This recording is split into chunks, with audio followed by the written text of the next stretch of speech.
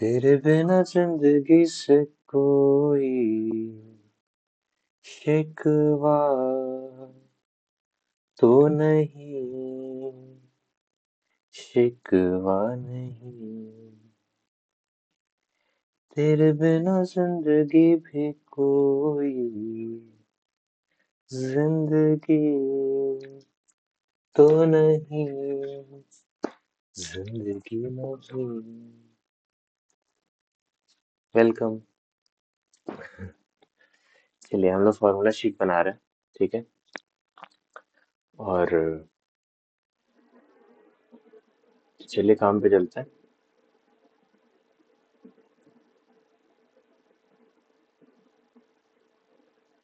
ज्यादा नहीं, इतना बना था। इसी को कंप्लीट करेंगे, पहले क्वांट फिर रीजनिंग। जल्दी जल्दी करते हैं क्योंकि हमारे पास किताब तो है लेकिन वो फिजिकल फॉर्म में है, तो मैं आपको दिखा नहीं पा रहा हूँ। लेकिन मैं लास्ट में पीडीएफ डाल दूंगा और पीडीएफ एक बार हम लोग साथ में रिवाइज भी करेंगे, ठीक है। Clocks and calendars 219 admit card है मेरा, ठीक है। क्लॉक के बारे में सबसे इम्पोर्टेंट चीज क्या जाननी जरूरी है कि एक मिनट हैंड 1 मिनट में 6 डिग्री चलता है, ठीक है। और 1 मिनट में आवर हैंड 1/2 डिग्री चलता है,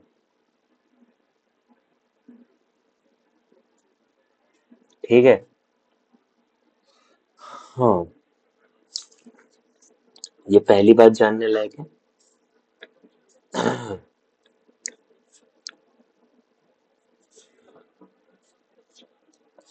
एक फॉर्मूला बहुत इंटरेस्टिंग है, वो है फॉल्टी क्लॉक का। Faulty clock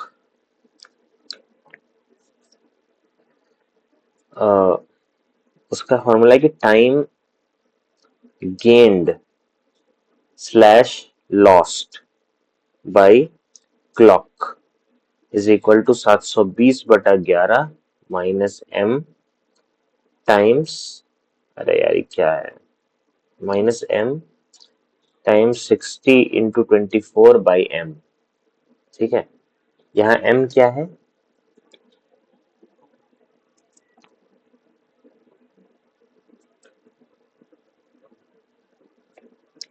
If a clock is indicating 5:10, when correct time is 5 o'clock, it is said that 10 minutes too fast. And if it shows 5:20, then if the correct time is 5:30, so it is said 10 minutes too slow. है ना?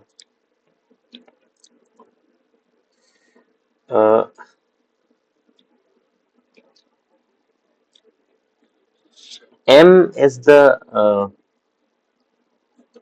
interval minute hand takes to overtake our hand. समझ रहे हैं आप कि हाँ,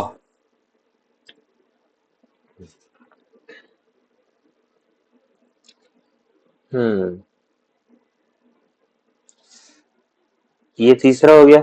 चौथा आपको करना है कुछ एलिमेंट्री फॉर्मूलाज। ये फॉर्मूलाज अगर आपको याद रहेगा ना तो इसे क्लॉक के क्वेश्चन एक एक लाइन का होगा, मतलब क्लॉक में बहुत दिक्कत होती है, ठीक है। होपफुली आप मेरा चेहरा भी देख पा रहे होंगे, है ना? देख पा रहे हैं क्या? हाँ, देख तो पा रहे हैं। मेरे बाल कभी ठीक से सेट होते ही नहीं भाई साहब।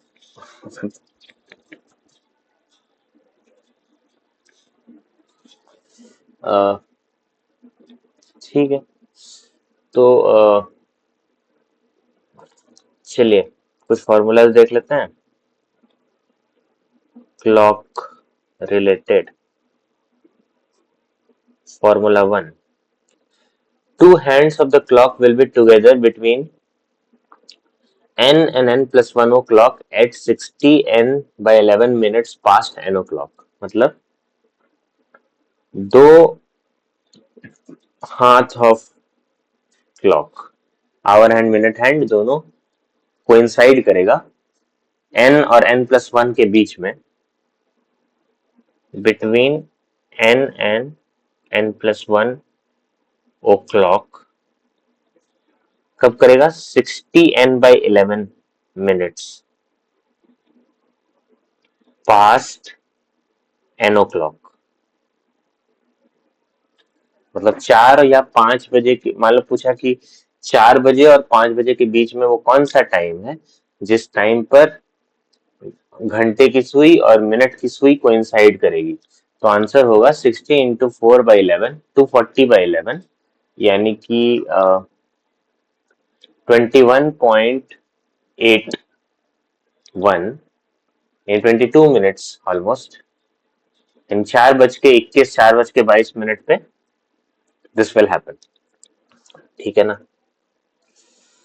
पहला फॉर्मूला। दूसरा फॉर्मूला कि two hands of the clock will be at right angle. समझ रहे हो? Two hands at 90 degree between n and n plus 1 o'clock. ठीक है ना?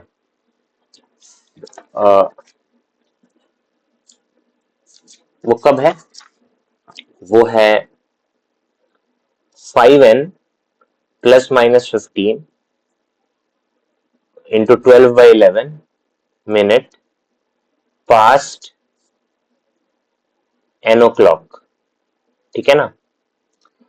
तो अगर आपसे कोई पूछा जाए कि 5 और 6 बजे के बीच में वो कौन सा टाइम है जब 90 डिग्री पे होगा, ये घंटे और मिनट की सुई 90 डिग्री पे होगी, तो answer is 25 plus minus 15 into 12/11, यानी 40 इंटू 20/11, यानी 480/11, यानी कि 43 है ना, 43.6 समथिंग, यानी 44 मिनट्स पे 90 डिग्री पे होगा। और एक और है which is 120/11 which is 10.9 something, यानी 11 मिनट्स पे। तो दो टाइमिंग है ना? तो हाँ ठीक है। तीसरा formula, two hands of the clock will be in a straight line but not together. समझ रहे हो? मतलब 180 degree, 180 degree between and n plus 1 o'clock। ठीक है? तो the answer is 5n minus 30 times 12/11 minute past n। ठीक है ना?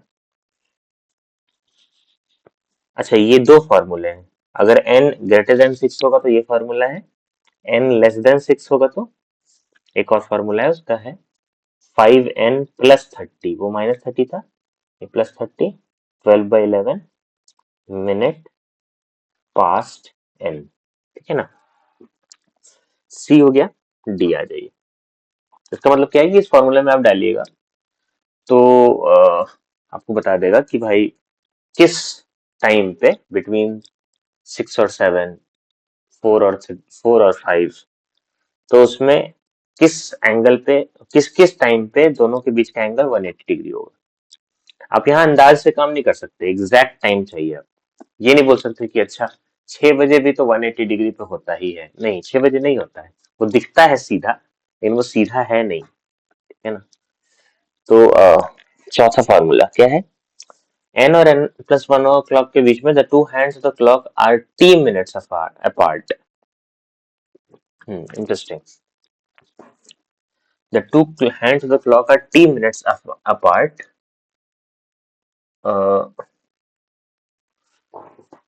Interesting, very interesting. ये फॉर्मूला जनरल फॉर्मूला हो गया, मतलब between n and n+1 o'clock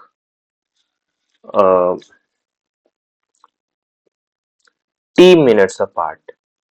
पहले हम लोग बात किए कि दोनों कोइंसाइड करें, मतलब एंगल 0 डिग्री हो, ठीक है। तो आंसर आया था 60 n/11, ठीक है। तो फिर 90 डिग्री की बात की तो आंसर आया 5n ± 15, है ना, टाइम्स 12/11। फिर जब हम लोग बात किए 180 डिग्री तो आया 5n प्लस माइनस नहीं, -30 और +30। यहां पे आएगा 5n ± t times 12/11 minute past n o'clock, ठीक है। तो इंटरेस्टिंगली एक्चुअली ये जो सेकेंड टर्म है ना, 5n प्लस समथिंग लिखते हैं यहाँ पे, तो वो t मिनट्स के लिए t है, 180 डिग्री के लिए 30 है। क्यों है 30?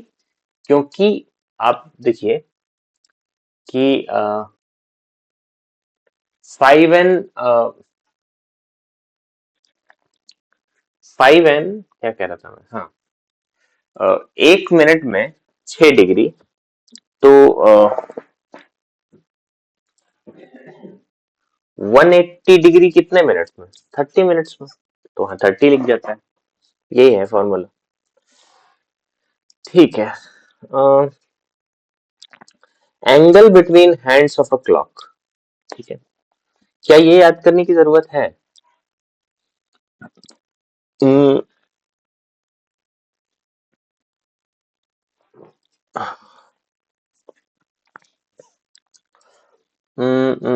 नहीं, एक्चुअली नहीं। जैसे मान लीजिए कि अगर आपसे कोई क्वेश्चन पूछा कि आवर हैंड और मिनट हैंड के बीच में एंगल बताइए जब 4:10 हो रहा हो, तो आप काउंट कर लीजिए, सिंपल प्रोसीजर है कि भाई 12 बजे से 4:10 हो रहा है ना, तो 1 घंटा में कितना मिनट जैसे 12 घंटे में 360 डिग्री चल जाता है, तो 1 घंटे में 30 डिग्री चलेगा, है ना।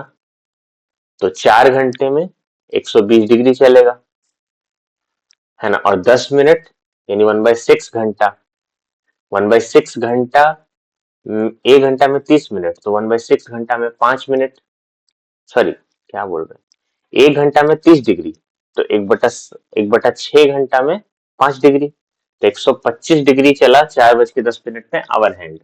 मिनट हैंड कितना चला? तो मिनट हैंड जो है वो 1 घंटा में 360 डिग्री कर लेता है, तो 1 मिनट में कितना करेगा? तो 6 मिनट, 6 डिग्री करेगा। अब 12 से लेके 4:10 तक कितना मिनट होता है? तो 240 minutes plus 10 minutes, 250 minutes, 250 minutes, और हर मिनट 6 डिग्री, तो टोटल कितना डिग्री मिनट हैंड करेगा? 25×6 = 150। तो हैं? गलती हो क्या? उसका तो 125 डिग्री ही आया था, इसका ज्यादा आ रहा है। Wait minute, find the angle between hour hand and minute hand. Hmm is the answer 125 degree only? नहीं, 125 नहीं है, 65 है। हम्म वो नहीं नहीं नहीं नहीं, सॉरी सॉरी सॉरी सॉरी, ठीक ठीक ठीक ठीक ठीक। जो क्या बोल रहे हैं, देखो आवर हैंड 125 डिग्री चला है, लेकिन मिनट हैंड तो 2 पर है ना, तब तो 4:10 हो रहा है, तो वो सिर्फ 10 मिनट उसको काउंट कीजिए। तो 10 मिनट में, 1 मिनट में 6 डिग्री, 10 मिनट में 60 डिग्री, तो 125 डिग्री में से 60 डिग्री घटा दीजिए, 65 डिग्री, आंसर गुड इनफ। एक और बनाइए, angle between our minute hand अगर 8:50 हो रहा है, ठीक है ना। तो 8:50 एक घंटा में आवर हैंड 12 घंटा में करता है 360 डिग्री, 1 घंटा में 30 डिग्री, तो 8 घंटा में 240 डिग्री, है ना।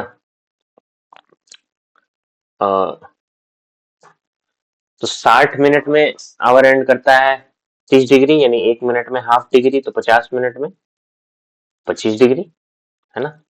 तो 240 और 25 कितना होता है, 265।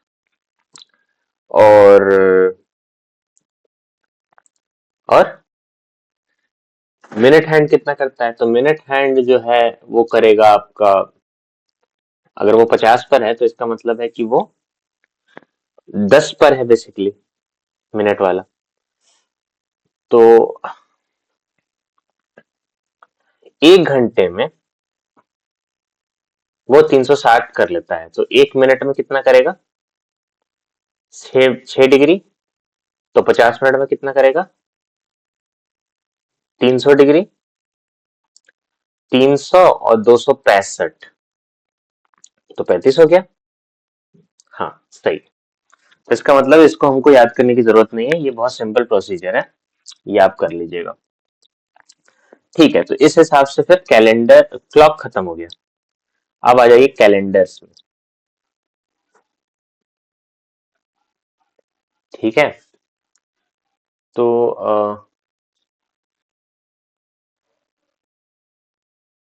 Clocks and calendars,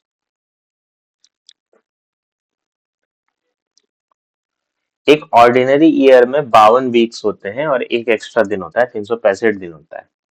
leap year में 52 कंप्लीट वीक्स होता है और 2 एक्स्ट्रा ईयर होता है, एक्स्ट्रा डेज होता है, सॉरी, 366। ऑड डेज का कॉन्सेप्ट हम लोग देख लेते हैं। ऑड डेज में क्या होता है कि भाई साहब, एक ऑर्डिनरी ईयर में एक ऑड डे होता है, एक लीप ईयर में 2 ऑड डेज होता है, ठीक है ना। ऑड डेज ऑड डेज कहते हैं किसको, ऑड डेज कहते हैं साल में वीक्स के अलावा जो दिन होते हैं उनको ऑड डेज कहते हैं, ठीक है, या मंथ में भी। तो आप देखिए कि जनवरी में 3 ऑड डेज होते हैं, फरवरी में 0 या 1 ऑड डे होता है, मार्च में 3 ऑड डेज होते हैं, अप्रैल में 2 ऑड डेज होते हैं, मई में 3 ऑड डेज होते हैं, जून में 2 ऑड डेज होते हैं, जुलाई में 3 ऑड डेज होते हैं, अगस्त में 3 ऑड डेज होते हैं, सितंबर में 2 ऑड डेज होते हैं, अक्टूबर में 3 ऑड डेज होते हैं, नवंबर में 2 ऑड डेज होते हैं, और दिसंबर में 3 ऑड डेज होते हैं। Fair enough. अब कैसे फाइंड किया जाए नंबर ऑफ ऑड डेज, ठीक है।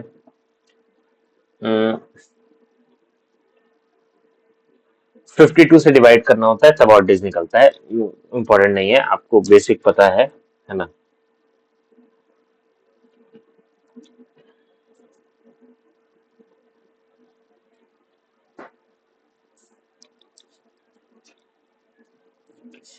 तो बेसिकली अगर आप देखें,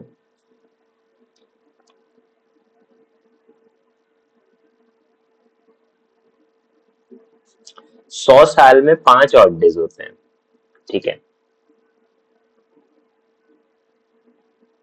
100 साल में 5 ऑड डेज होते हैं, ये भी लिख लेते हैं। 100 years 5 ऑड डेज। 200 साल में 10, यानी 3 ऑड डेज होंगे। हर बार जब 7 से नंबर इंक्रीज करेगा ना, तो आप उसको एक वीक काउंट करके उसको हटा देंगे, यही पॉइंट है ना। जैसे 300 साल में, अगर 100 साल में 5 ऑड डेज है, 300 साल में 15, लेकिन ये 7 से ज्यादा हो गया तो 7 दूनी 14, एक ऑड डे होगा, राइट। 400 साल में कितने ऑड डेज होंगे फिर, 100 साल में 5, 400 साल में 20, चलिए 20 ही होगा ना। थोड़ा गलती हो गई क्या? हाँ। हम्म,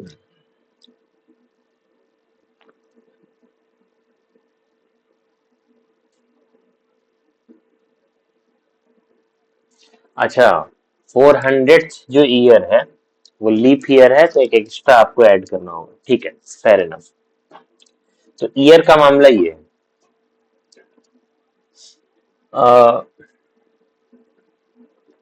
ordinary year. Calendars are hard man, उनको नहीं समझ में आता कैलेंडर, बहुत समस्या होता है कैलेंडर में। चलो कर लो। When we proceed forward by 1 year, when one day is then 1 day is gained, यानी कि 9th अगस्त 2013 को अगर फ्राइडे था तो 9th अगस्त 2014 को सैटरडे होगा ऑर्डिनरी ईयर में। ये भी लिख लेते हैं,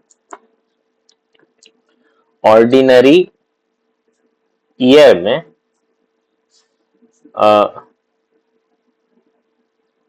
ईयर प्लस वन का मतलब है डे प्लस वन। ठीक है, और लीप ईयर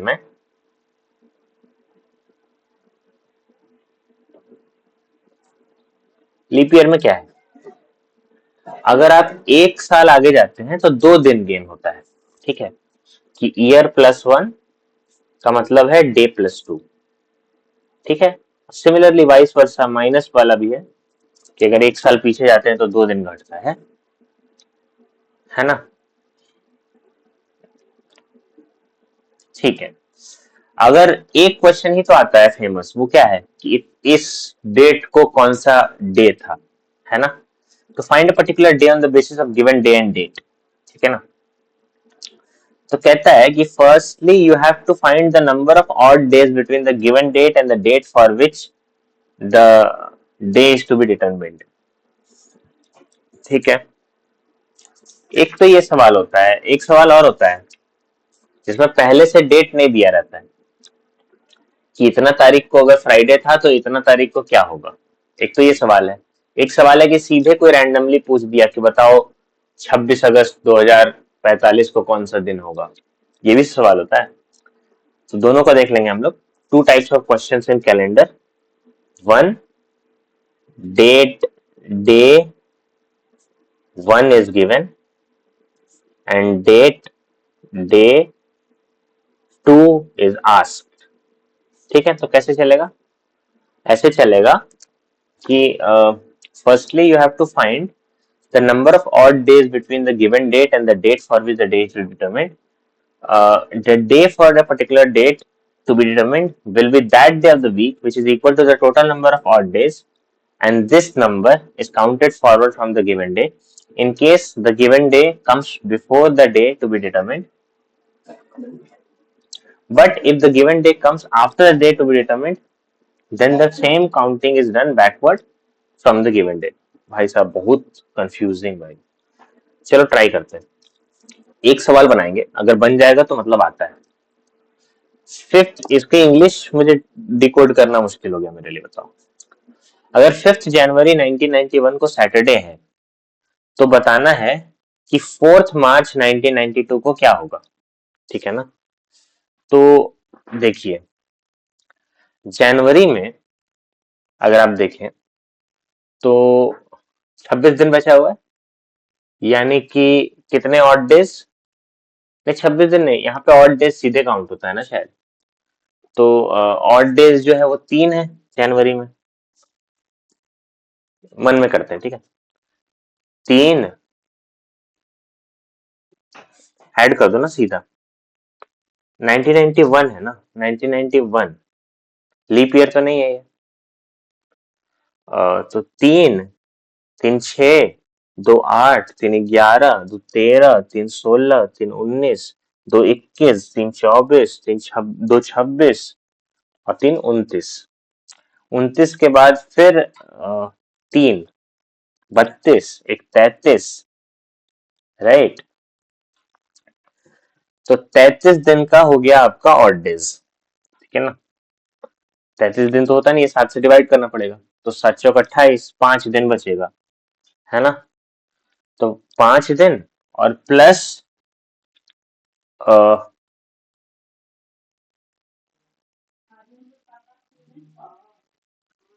वो है कि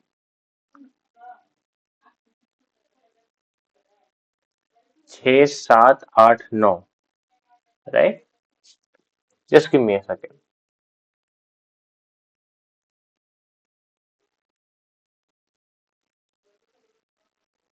Am I audible?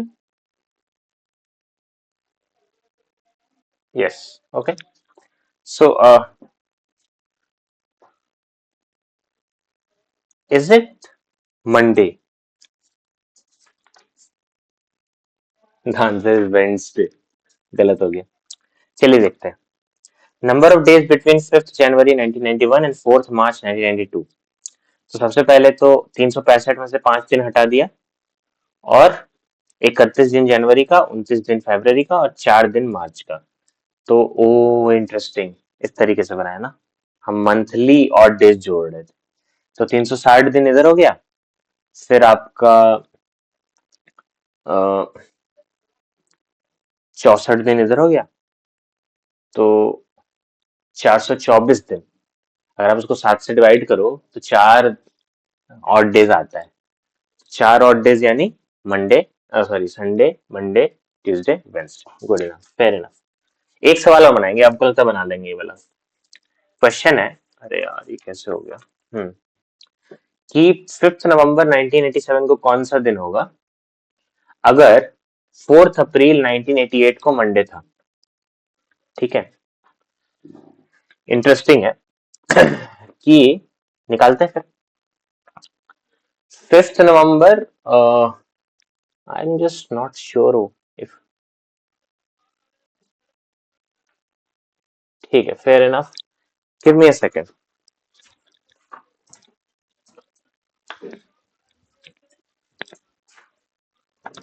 यस।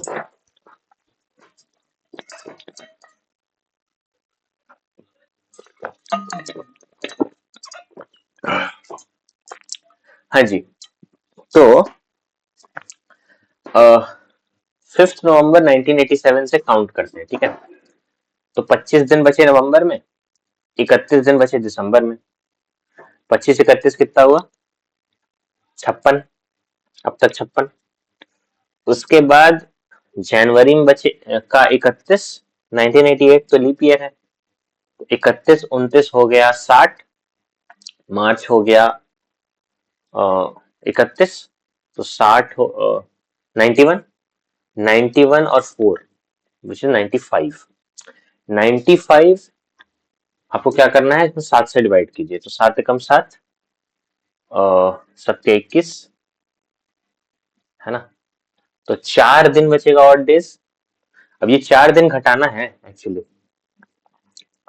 मतलब मंडे है ना, तो संडे, आपका सैटरडे, फ्राइडे और फिर थर्सडे है आंसर। यस, बन गया, fair enough. Count number of days, हमको प्रोसीजर समझ में आ गया। Divide it by 7 and get odd days. Now add slash subtract day name, ऐसे करके हमको बात समझ में आ गई। चलिए, अब सबसे हार्ड क्वेश्चन, कि अगर सीधे कोई रैंडम डेट पूछ दे तो बताइए कि क्या है मामला, है ना? तो आपको देखना है कि firstly you have to find the number of odd days up to the date for which the day is to be determined. Your required day will be counted, will be according to the following condition. If the number of odd days is 0, then required day is Sunday. If the number of odd days is 1, then the required day is Monday. Number of odd days 2, Tuesday and so on, ऐसे करके, है ना? तो मुझे ये बात समझ में तो नहीं आई, लेकिन देखते हैं। मान लीजिए 26 जनवरी 1950 को हम लोग पूछ रहे हैं कि कौन सा दिन था, तो हम लोग कह रहे हैं कि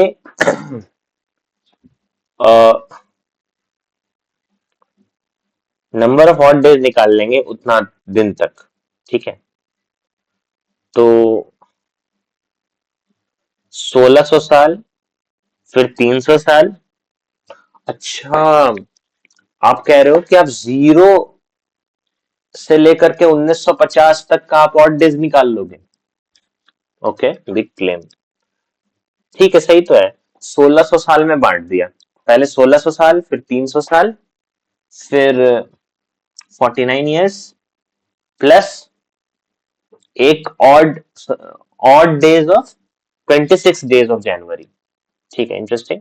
तो 1600 साल तो भाई साहब लीप ईयर मतलब वैसे वाले हैं, तो उसमें कोई ऑड डे नहीं होगा, है ना। वो ड्यूरेशन जिस जो लीप ड्यूरेशन है वहां पे कोई ऑड डेज नहीं होगा। फिर 300 साल में एक ऑड डे होगा। कैसे? क्योंकि 100 साल में थे 5 ऑड डेज, तो 300 में होंगे 15, और 15 को 7 से डिवाइड करने पे आएगा रिमाइंडर एक, है ना। फिर 49 साल में है कितना, no idea why this happened.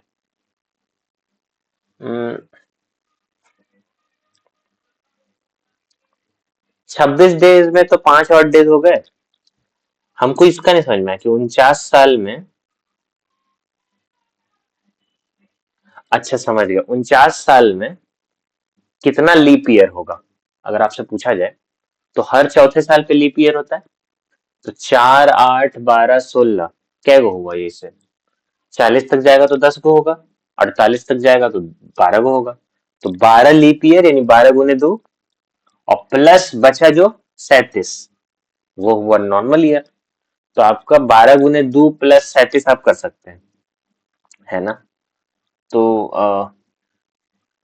61 hot days निकला 49 ईयर्स में। आप सबको ऐड कर दीजिए, आएगा 67 डेज, और 67 को फाइनली 7 से डिवाइड कर दीजिए तो आएगा 9 7 जो 63, तो 4 ऑड डेज आएगा। ठीक है, तो 4 ऑड डेज का मतलब है कि Monday, sorry, Sunday, Monday, Tuesday, Wednesday, Thursday था भाई साहब उस दिन। हाँ, थर्सडे था, गुड इनफ। समझ गया हम, समझ रहा हूँ। तो ये बात बहुत इंटरेस्टिंग है। हम्म, तो सीधे अगर कोई डे और डेट आस्क कर दे तो आपका दिमाग ऐसे चलना चाहिए कि आपको count number of days, days नहीं, odd days, from 0 AD to 9 to given year end date. ठीक है, फिर divide by 7, get odd days.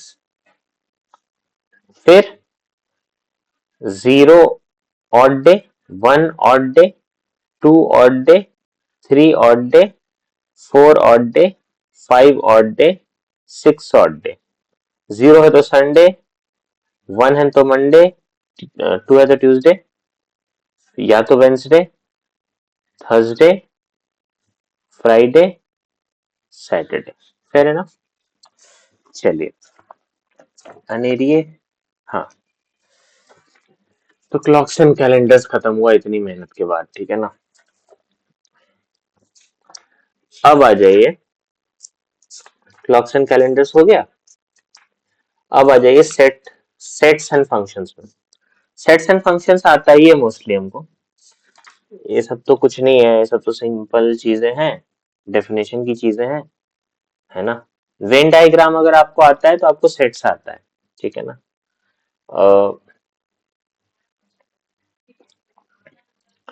कुछ बातें जो बहुत जरूरी हैं वो मैं लिख लेता हूँ, है ना। इसमें से नहीं आएगा क्वेश्चन भी, पता है, और आएगा भी तो बन जाएगा, कोई दिक्कत नहीं। एक आधा क्वेश्चन बनाते हैं, अगर नहीं बनेगा तो फिर हम लोग नोट्स बनाएंगे इसके, ठीक है। जैसे एक क्वेश्चन बनाता हूँ, मान लीजिए कि in an examination there are 3 students A, B and C. A student has to pass in each subject 20% students failed in A, 22% failed in B, and 16% in C. The total number of students passing the whole examination. समझ रहे हो? मतलब वो कह रहा है कि तीनों में अलग अलग परसेंटेज दिया हुआ है कि इतना बच्चे फेल हुए, तो तीनों में 5% भी आप निकाल सकते हैं 100 में से घटा करके। अब बताना है कि पासिंग द होल एग्जामिनेशन, ठीक है। पासिंग द होल एग्जामिनेशन का मतलब है कि तीनों सब्जेक्ट, तो तीनों का इंटरसेक्शन निकालना होगा। पहले फेल का इंटरसेक्शन निकालना होगा, फिर पास का। और फेयर एनफ, सही सही ऐसे बना है। तो ठीक है।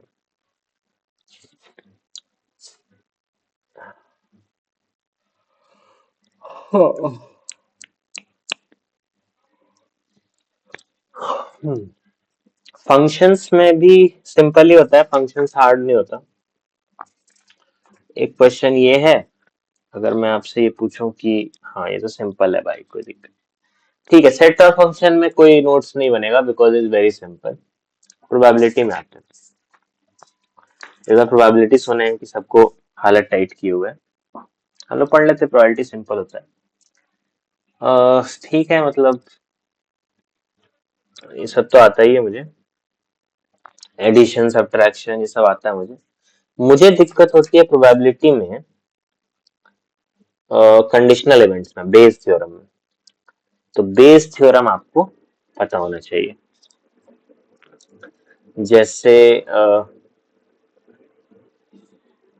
जैसे कितना है, क्लॉक्स एंड कैलेंडर्स, 7वां टॉपिक है प्रोबेबिलिटी। तो प्रोबेबिलिटी में आप बताइए कि बेस थ्योरम क्या होता है। बेस थ्योरम होता है कि अगर E2 इवेंट इवन इवेंट हो चुका है तो E2 के होने की प्रोबेबिलिटी होती है probability of E2 intersection E1 divided bye probability of E1, ठीक है। ठीक है, तो इस बात को समझना है तो एक सवाल बनाना पड़ेगा, है ना। जैसे कि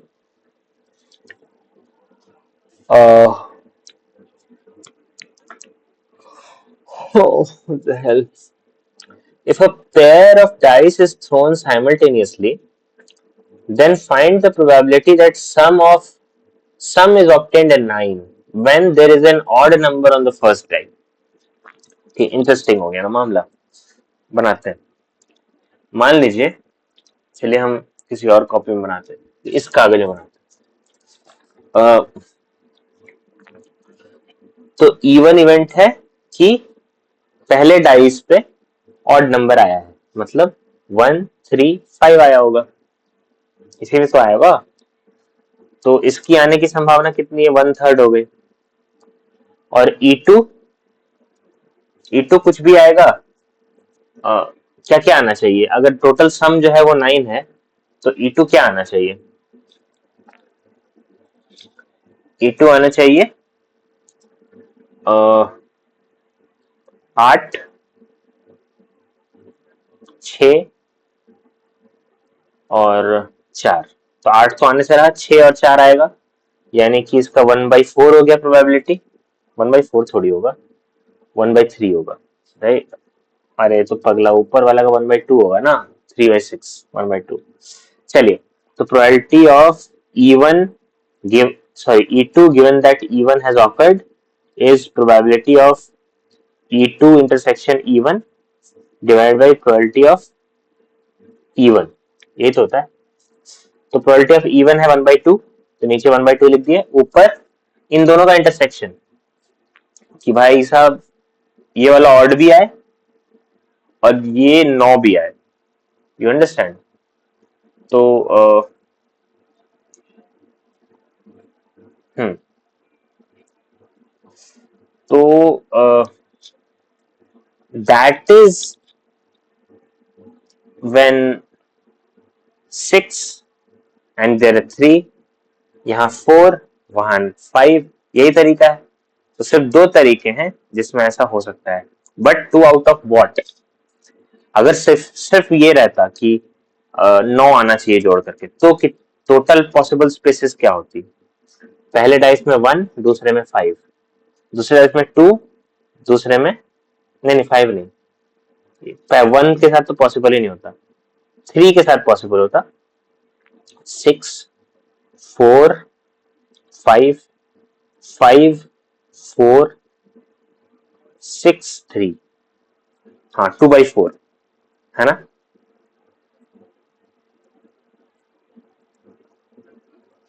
तो ये 4 पॉसिबल केसेस होते हैं, इन 4 में से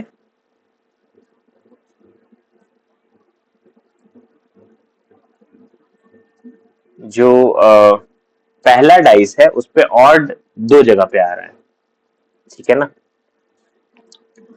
तो द आंसर इज, नहीं बना मुझे, कुछ दूर तक आए बट बना नहीं। ठीक है देखते हैं। ओके हम पहला वाला तो सही बना दिए, इवन इवन को हम बहुत अच्छे से लिख दिए, ठीक है। ये 4 केसेस है जिसमें ऐसा हो सकता है। E2 को लिखने में गलती हो गई, आ, हाँ E2 को लिखने में गलती हो गई। क्या गलती हो गई? गलती हो गई कि लिखना था कि फर्स्ट जो है डाइस वो ऑड होता है, उसमें ऑड आता है, यानी कि 1, 3 या 5 आता है। तो दूसरे डाइस में तो 1 से 6 तक कुछ भी आ सकता है ना, तो 18 हो गया, 18 पॉसिबिलिटीज हो गई, ठीक है। तो इन 18 पॉसिबिलिटीज में से सिर्फ दो पॉसिबिलिटीज आ रही हैं, तो 2/18, 1/9, yes that was the scene, that was the thing, है ना। Okay now I understood. तो लिख लेते हैं इस चीज को, number of E2 intersection E1 divided by number of E1, ठीक है। एक क्वेश्चन और बनाते हैं, ठीक है ना। कहता है कि राकेश और किसान, किसान नहीं हो किसान है साला, अपीयर फॉर एन इंटरव्यू। अगर राकेश के सिलेक्शन के चांस 1/3 है और किशन के सिलेक्शन के चांस 1/5 है, तो बताना है कि सिर्फ एक के सिलेक्शन के चांस कितने हैं, ठीक है। तो क्या क्या पॉसिबिलिटी है? पॉसिबिलिटी है कि राकेश सेलेक्ट हो जाए और किशन ना हो, प्लस पॉसिबिलिटी है कि किशन सेलेक्ट हो जाए राकेश ना हो, बस ऐड कर दो। तो फिर राकेश का सिलेक्शन चांस है 1/3 और उसका है 1/5, तो 4/5 नहीं है, प्लस किशन सिलेक्शन है 1/5, राकेश का है 1/3 तो 2/3 नहीं है ना। तो the answer is 4/15 plus 2/15 which is 6/15 which is 2/5। You understand? Fair enough। एक आधा सवाल और हमको बनाना चाहिए, वरना ये हो नहीं पाएगा, ठीक है। एक क्वेश्चन हम लोग बनाते हैं, ठीक है। The question is, Raju can hit a target 3 times in 6 shots, ठीक है ना। Karan can target 2 times in 6 shots and Ashwini can hit 4 times in 4 shots. What is the probability that at least 2 shots hit the target? समझ रहा है?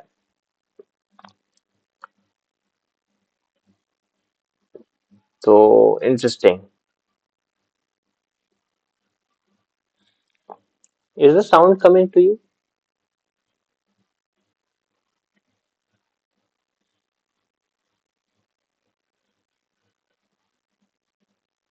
It's pretty sad.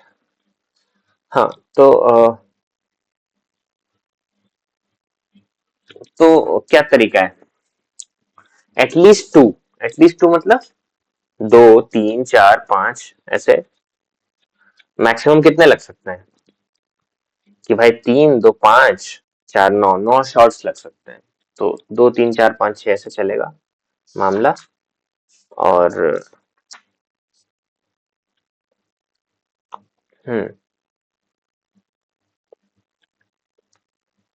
Yes fair enough.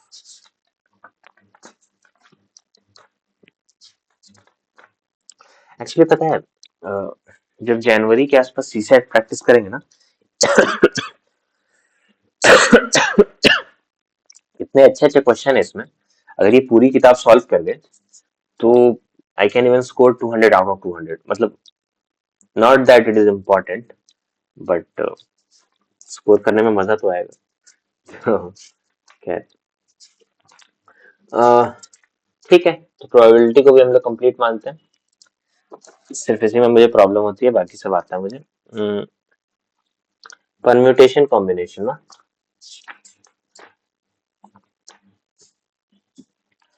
So permutation combination में generally मुझे सारी चीजें आती हैं। Simple है कि देखिए, अगर आपको n चीजों में से r चीजें सेलेक्ट करनी है तो कितने तरीके से कर सकते हैं? NCR, n factorial by r factorial into n minus r factorial. अगर आपको उन्हीं r चीजों को आपस में अरेंज करना है तो वो कितने तरीके से हो सकती है? r factorial. अगर सिलेक्शन और अरेंजमेंट दोनों है तो NCR इंटू n फैक्टोरियल, इसी को तो NPR कहते हैं, है ना? NCR इंटू r फैक्टोरियल, इसी को तो NPR कहते हैं, यानी n factorial by n minus r factorial. ठीक है, यही होता है परमुटेशन कॉम्बिनेशन। इसके अलावा अब मामला है कि रिपीटेशन विदाउट रिपीटेशन। तो रिपीटेशन नहीं रहेगा तो ये सब फॉर्मूला है, अगर रिपीटेशन रहेगा अलाउड तो फिर तो सीधा है कि भाई मान लो अगर मतलब n चीज है उसमें से r चीज आपको सेलेक्ट करना है, तो हम जनरली मानते हैं कि अगर पहली चीज चुन ली है तो फिर n-1 चीज बची है, रिपीटेशन अलाउड नहीं है। लेकिन यहाँ अगर रिपीटेशन अलाउड है तो इट्स लाइक अगर आपने एक चीज चुनी है और फिर आप दोबारा उसको डाल के दोबारा चूज करेंगे तो उसमें आंसर आता है n to the power r। ठीक है ना, total number to the power selection. मतलब मान लीजिए कि आप 3 डिजिट्स है, ठीक है, 1 2 3 4 में से 3 डिजिट आपको सेलेक्ट करना है without repetition. So the answer is 4C3, यानी 4 तरीका है। और अगर आपको रिपीटेशन अलाउड है तो the answer is 4 to the power 3, यानी 64 तरीका है। ठीक है, समझ गए? सर्कुलर परमुटेशन का क्या है कि वो थोड़ा सा अलग होता है नॉर्मल परमुटेशन से। वो ऐसा होता है कि अगर एक सर्कल में अरेंज है लोग, ठीक है, तो उसमें क्या होता है कि फर्स्ट और लास्ट पोजीशन फिक्स तो होता नहीं है। एक्चुअली फर्स्ट और लास्ट पोजीशन सेम होता है एक तरीके से, अगर लाइन से कुछ चीजें रखी हुई हैं तो ये फर्स्ट चीज है, ये लास्ट चीज है। लेकिन अगर ये सर्कल में रखी हुई है तो ये जो फर्स्ट चीज है और लास्ट चीज है वो दोनों एक ही चीज है ना? तो इसीलिए n-1 मान लेते हैं उसको। ठीक है, तो n-1 factorial is the answer, है ना? Simple enough.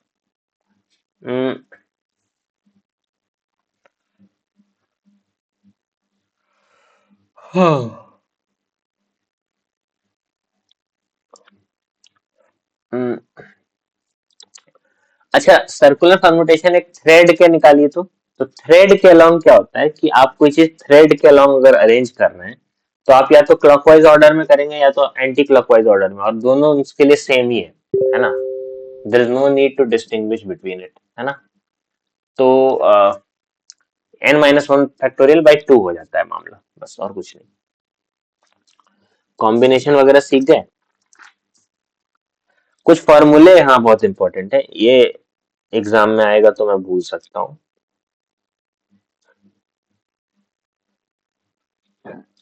इंटरेस्टिंग है, वो है NCR is equal to NCR-1 पहला, ये तो बच्चा से याद है। NCR-1 नहीं, NCR यस, है ना? अगर NCX is equal to NCY, इसका मतलब है कि x और y या तो बराबर होंगे या x प्लस वाई जोड़ करके n होते हैं। ठीक है,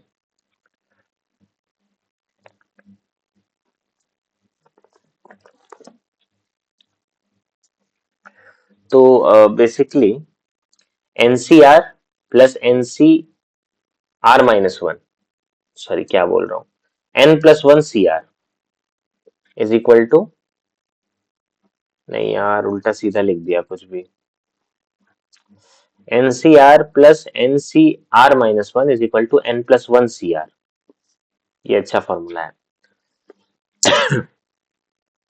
अगर n इवन है तो ग्रेटेस्ट वैल्यू ऑफ एनसीआर जो है, एनसीआर ग्रेटेस्ट, वो है एनसी एन माइनस टू।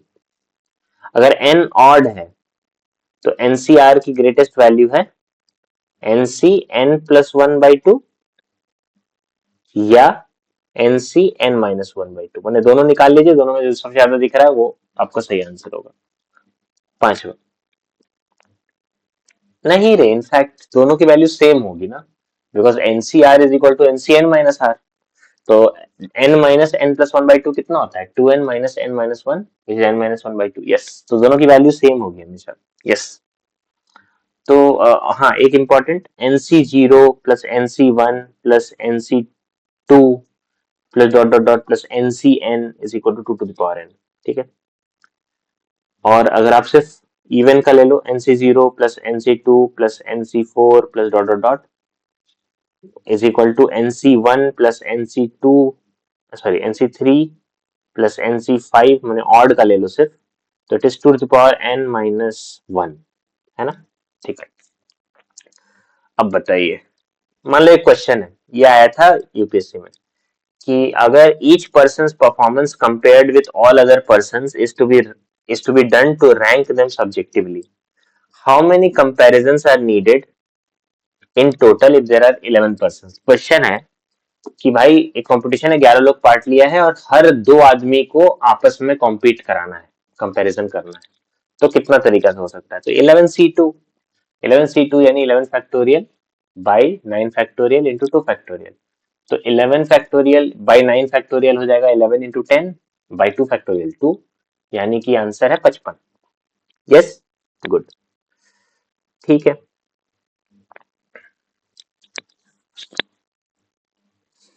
ठीक है।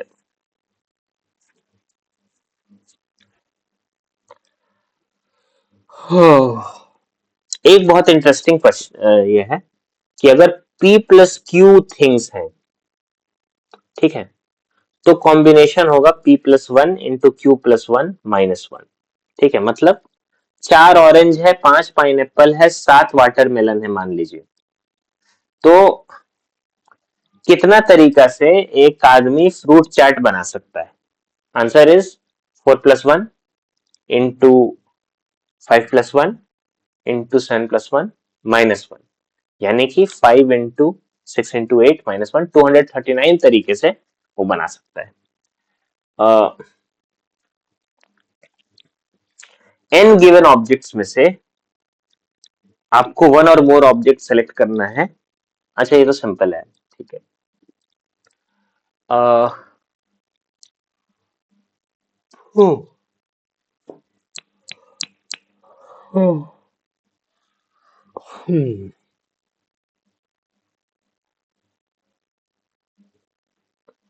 लास्ट के कुछ फॉर्मूलाज हैं, उनको देख लेता हूं। कह रहे कि total number of selection of r consecutive things out of n things in a row. ठीक है,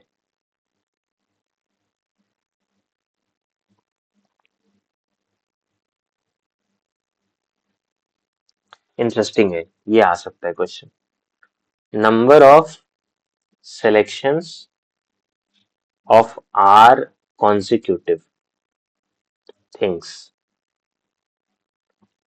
out of n things in a row, answer is n minus r plus one. ठीक है, number of selections of r consecutive things out of n things along a circle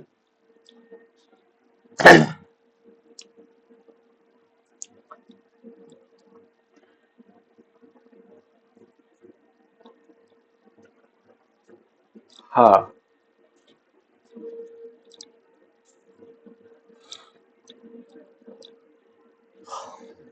हम्म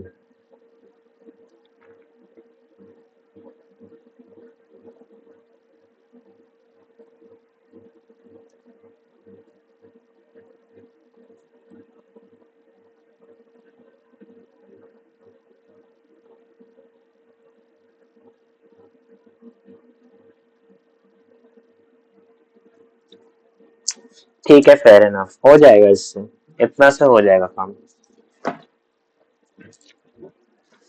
बाकी तो खुद का दिमाग भी लेके जाना है ना। खुद का दिमाग सबसे बड़ा चीट होता है। मतलब अगर आपके पास खुद का दिमाग है तो आपको फॉर्मूला शीट बनाने की जरूरत नहीं है, चीट कोड है आपके पास।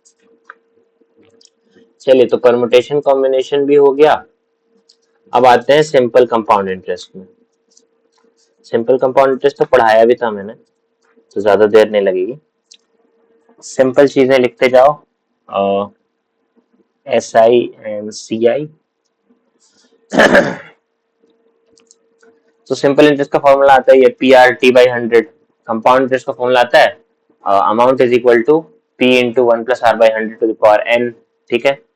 और मान लीजिए कि रेट जो है वो मतलब अगर हाफ ईयरली कंपाउंड होगा तो रेट हाफ हो जाएगा, टाइम 2 टाइम्स हो जाएगा। अगर क्वार्टरली होगा तो रेट 1/4 हो जाएगा, टाइम 4 टाइम्स हो जाएगा। अगर मंथली होगा तो रेट 1/12 हो जाएगा और टाइम 12 टाइम्स हो जाएगा। ठीक है ना।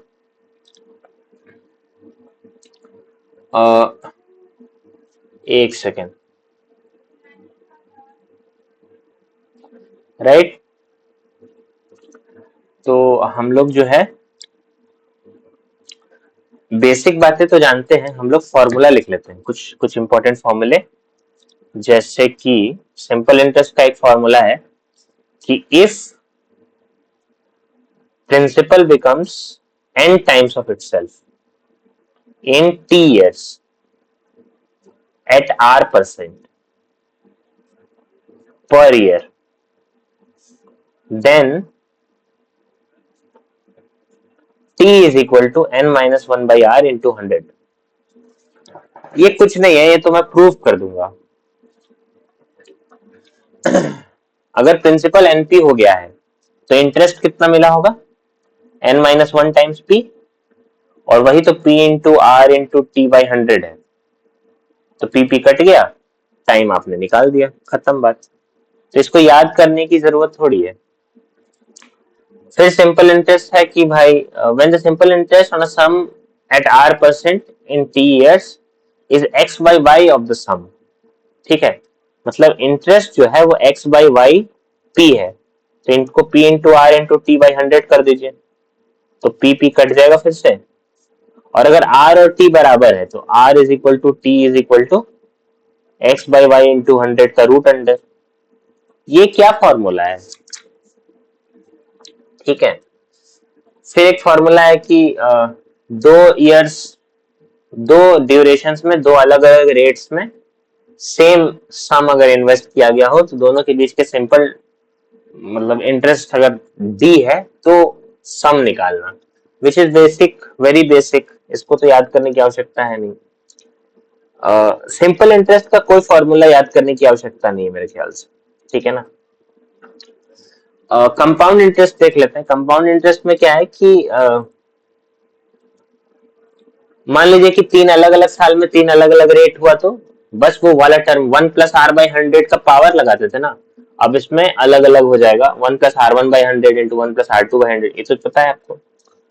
अब आ जाइए इसके फॉर्मूले पे। ये इसका फॉर्मूला सब याद करना इंपॉर्टेंट होगा, इससे आएगा सवाल।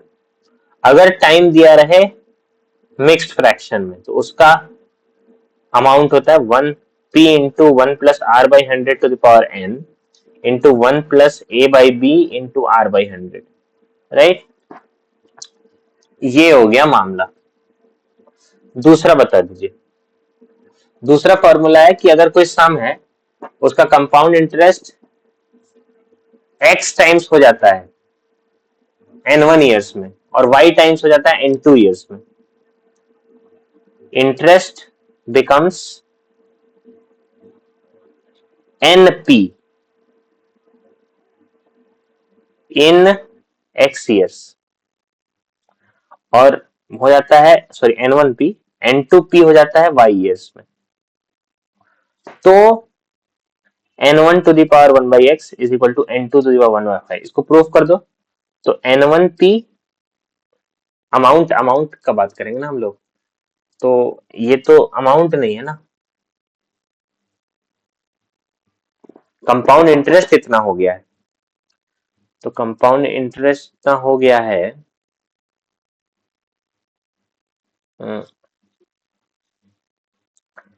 1 plus R by 100 to the power x.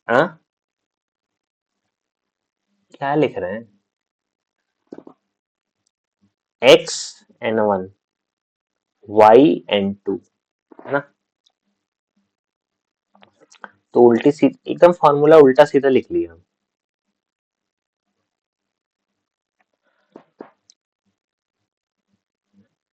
है ना? तो फेयर इनफ। अगर आप इसको लिखें, इंटरेस्ट ऐड कर दें आप अमाउंट में, सॉरी प्रिंसिपल में,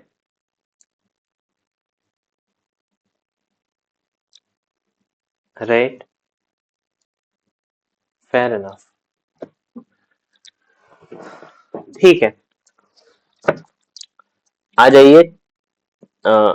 पांचवा फॉर्मूला बताइए। कह रहा कि सिंपल इंटरेस्ट और कंपाउंड इंटरेस्ट का डिफरेंस जो है वो डी रुपया आ रहा है, जब सम पी था और रेट R% था। समझ रहा? Rupees D is equal to compound interest minus simple interest, rate R% at principal P. तो बताना है कि डी की वैल्यू जो है वो कितनी होगी। तो answer is P into R by 100 का स्क्वायर, अगर एन जो है 2 साल का हो, मतलब टाइम पीरियड जो है वो 2 साल का हो, और D is equal to P into R by 100 का square into 300 plus R by 100, अगर टी 3 years हो। You understand?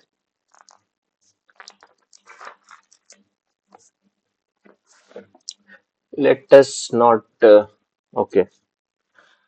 फिर कह रहा कि when the simple interest on a sum for 2 years is x and compound interest on the same sum and the same rate and the same period is y. Okay, fair. y minus x अगर आप करो,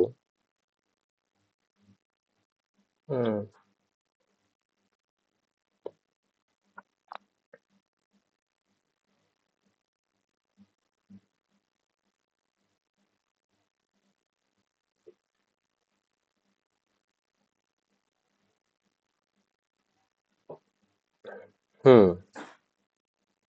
अरे ये formula simple है। अब instalment देख लो। Instalment समझना बहुत जरूरी है, मुझे लग रहा है। इंस्टॉलमेंट्स आते हैं सवाल, बहुत रेगुलरली आते हैं और मेरे गलत भी होते हैं। तो लेट्स सी क्या कह रहा है।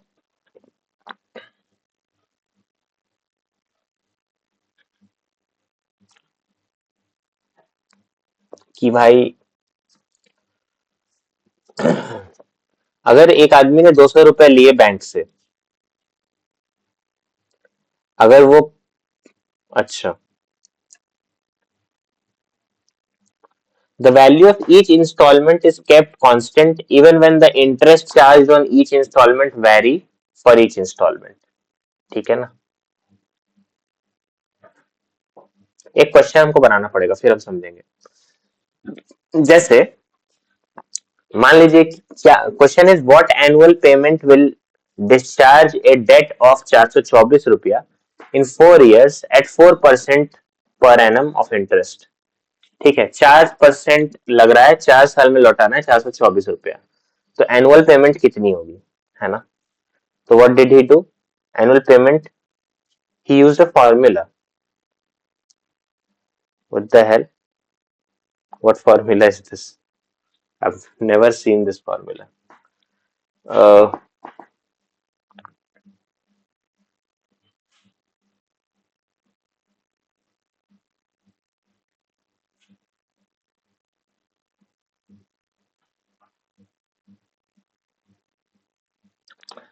मुझे ना इंट्यूटिवली समझ में आ रहा है।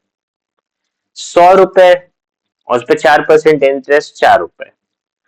तो भाई 4 साल में रिटर्न करना था, है ना। तो 104 रुपए अगर देगा साल भर में, तो 2 साल में 208, 3 साल में 312, 4 साल में, नहीं नहीं नहीं नहीं हो पाएगा, नहीं हो पाएगा।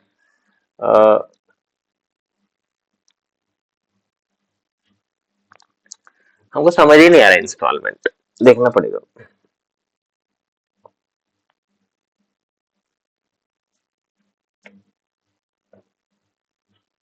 अच्छा ये वाला, अगर P रुपए का लोन लिया गया है, राइट, R% कंपाउंड इंटरेस्ट पे, ठीक है ना। देखो आपको ना एक्चुअली ये तीनों प्रॉपर्टीज इंस्टॉलमेंट के लिख लेने चाहिए, उसको रट लेना चाहिए। इस ये वक्त अभी समझ में पता नहीं आएगा कि नहीं आएगा, लेकिन आपके सवाल गलत नहीं होना चाहिए, ठीक है ना। इंस्टॉलमेंट क्वेश्चन में जनरली छोड़ देता था, अब इसको छोड़ना क्यों है, जब कर ही रहे हैं तो ढंग से कर लेते हैं। पहली बात, पहली प्रॉपर्टी क्या है, पहली प्रॉपर्टी है, इसके बाद हम लोग कुछ ब्रेक लेंगे, ठीक है। कितना किया हम लोगों ने, 5 टॉपिक, या 5 टॉपिक के बाद थक ही जाता हूँ मैं, ना। इंटरेस्टिंग, कैसे मेरा पीरियड फिक्स है 5। कितना वक्त कितना हो रहा है भाई, ऑलरेडी 1 घंटा। चलो कोई नहीं। तो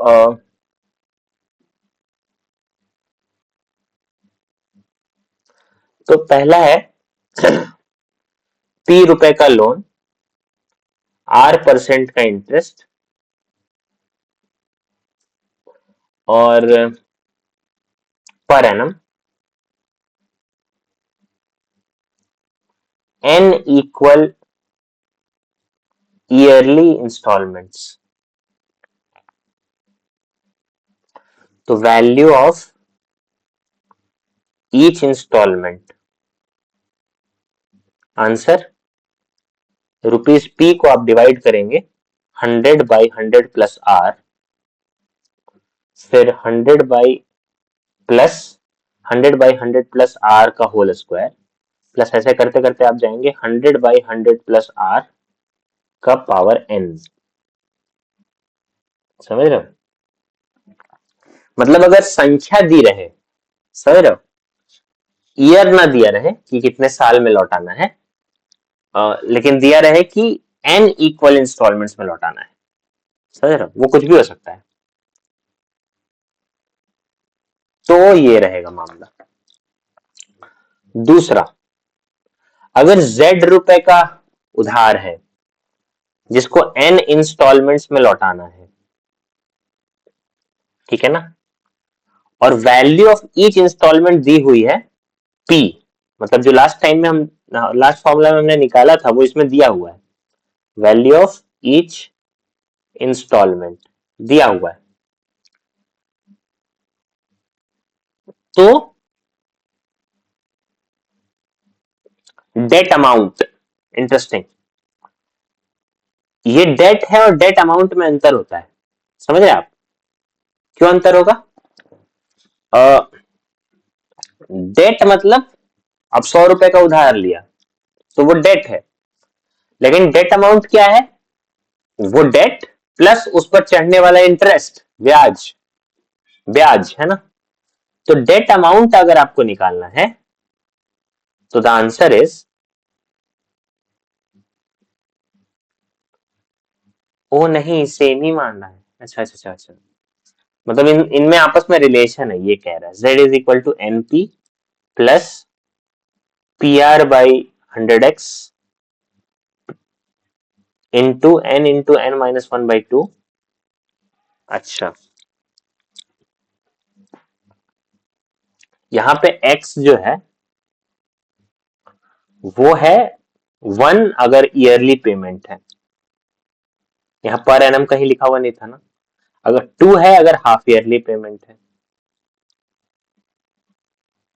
इंटरेस्टिंग, अगर मंथली पेमेंट होगा तो 12 हो जाएगा वो, है ना, ठीक है, ये भी एक फॉर्मूला है। हमको लगता है सबसे यूजफुल फॉर्मूला जो है वो फर्स्ट वाला है, और थर्ड वाला है, सेकंड वाला उतना यूजफुल है नहीं, ठीक है ना। और ये बस संबंध स्थापित करने के लिए है।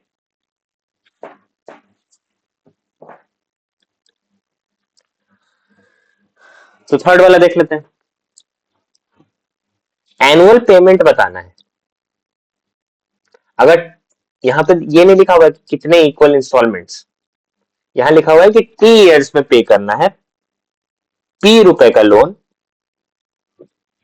टी इयर्स में पे करना है, R% इंटरेस्ट पे पर एनम। तो एनुअल पेमेंट